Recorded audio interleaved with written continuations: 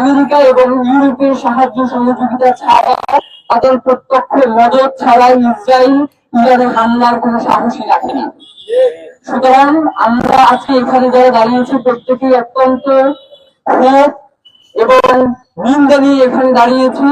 কারণ আজকে যে ইরানের উপরে হামলা হয়েছে সেটি শুধুমাত্র ইরানের একটি দেশের উপরেই হামলা নয়, এটি হচ্ছে একটি বৈশ্বিক সন্ত্রাস, আন্তর্জাতিক মানবাধিকারের সুস্পষ্ট লঙ্ঘন এবং জাতিসংঘের সমাজের সুস্পষ্ট লঙ্ঘন। আমরা ইসরায়েলের পক্ষ থেকে আমাদেরকে বলা হয় যে তারা আত্মরক্ষামূলক এই আক্রমণগুলোকে পরিচালনা করে। আমরা তাদের কাছে প্রশ্ন রাখতে চাই যে কোনো একটা দেশের অভ্যন্তরে ঢুকে সেই দেশের নিরীহ মানুষদেরকে হত্যা করা কি আপনার আত্মরক্ষা কিনা? সুতরাং যারা এই ধরনের বাণী আমাদের সামনে উপস্থাপন করে, যারা এই ধরনের শান্তি চুক্তির নামে ছলচাতুরি করে এবং পরিপ্রেক্ষিতে আমরা দেখতে পাই যে গাজা উপত্যকা তারা দখল করে ফেলে, তারা গোলান মালভূমি দখল করে ফেলে, তারা পুরো ফিলিস্তিনকে তাদের কবজায় নিয়ে যেতে চায়।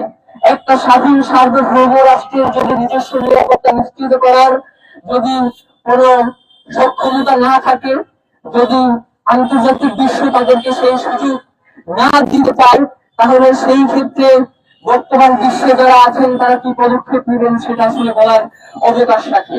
আজকে সৌদি আরব সহ যারা পেট্রো ডলার খেয়ে চুপ করে বসে আছেন, আপনাদেরকে একটা কথা জানিয়ে দিতে চাই যে ইসরায়েলের কিন্তু ইরানের সাথে খুব ভালো সম্পর্ক ছিল, আপনারা সকলেই সেটা জানেন। আজকে ইসরায়েল ইরান আক্রমণ করেছে, আপনারা চুপ করে বসে আছেন। এমনও দিন আসতে পারে যেই দিন ইসরায়েল আপনার দেশে আক্রমণ করবে, সেই দিন এমন কোন মুসলিম বিশ্ব বেঁচেই থাকবে না যে আপনাকে সাহায্য করবে, আপনার পক্ষে কথা বলবে। সুতরাং আমরা মধ্যপ্রাচ্যকে জানিয়ে দিতে চাই, আমরা মধ্যপ্রাচ্যের কাছে অনুরোধ করতে চাই, এখনো যদি আপনাদের হুঁশ না ফেরে তাহলে আপনাদের হুঁশ ফেরার আগেই আপনারা এই দুনিয়া ছেড়ে চলে যাবেন। আমরা সর্বশেষ একটা কথা বলেই শেষ করতে চাই, আর কথা বাড়াবো না। সেটা হচ্ছে আপনারা সকলেই জানেন আমাদের দক্ষিণ এশিয়াতে একটা আপনারা জানেন যে ইরানের ভূমিতে এখন পর্যন্ত যে সকল এজেন্ট ধরা পড়েছে তার মধ্যে অনেকেই রয়েছে ভারতীয় এবং নিজের দেশের এজেন্ট। সুতরাং নিজ দেশে যদি গাদ্দার তৈরি না হয় তাহলে অপর দেশের কিন্তু সেই দেশে আক্রমণ করে খুব একটা সুবিধা পাওয়ার কথা না। সুতরাং আপনারা জানেন বাংলাদেশেও এই যে দক্ষিণ এশিয়ার ইসরায়েল ভারতের আধিপত্যকে টিকিয়ে রাখার জন্য বাংলাদেশের মধ্যে গাদ্দাররা বসে আছে। বর্তমান রাষ্ট্র এখনো যদি এই গাদ্দারদের ব্যাপারে কোন গুরুত্বপূর্ণ পদক্ষেপ নিতে না পারে, তারা যদি এখনো রাজনৈতিক সমীকরণ থেকে চিন্তা করে, তাহলে আজকে ইরানের যে অবস্থা হয়েছে, আজকে ফিলিস্তিনের যে অবস্থা হয়েছে, আজকে বিশ্বের বিভিন্ন দেশের মুসলিমদের কাশ্মীরের উইঘুরের যে অবস্থা হয়েছে, আপনার সেই অবস্থা হতে বেশি সময় লাগবে না।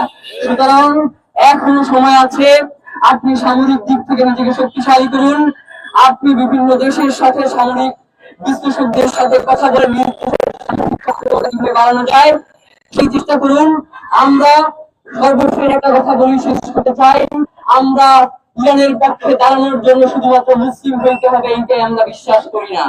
আজকে ইরান মাজলুম, আমরা ইরানের পক্ষে দাঁড়িয়েছি। কালকে যদি কোনো মুসলিম রাষ্ট্র মাজলুমতার শিকার হয়, তারা যদি জালেমের ধারা আক্রমণের শিকার হয়, আমরা তার পক্ষেও দাঁড়াবো।